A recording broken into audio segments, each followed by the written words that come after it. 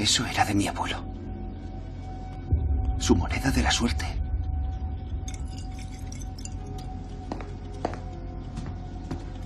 Siempre la llevaba encima. Recuerdo que hacía un juego de manos. Las sacaba de mi oreja y luego la movía entre sus manos. Y la hacía... invisible.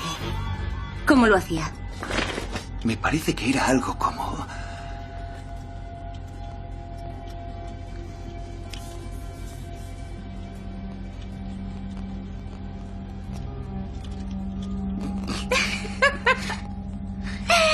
Vale.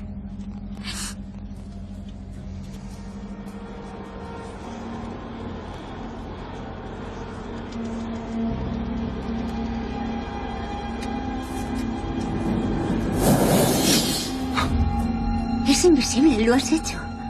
Alucinante. La noto en la palma de mi mano. ¿Y cómo reaparece? No lo sé. ¿Seguro que lo estás haciendo como lo hacía él? Él decía unas palabras para que reapareciera. A lo mejor están escritas en la moneda. No me acuerdo. Me he quedado flipado cuando he visto que desaparecía. Espera.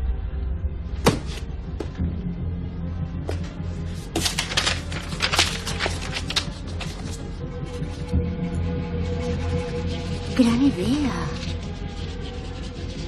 Ahí está. Sí, ¿verdad? Sí.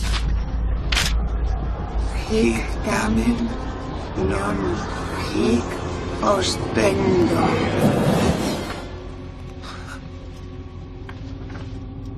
Funciona.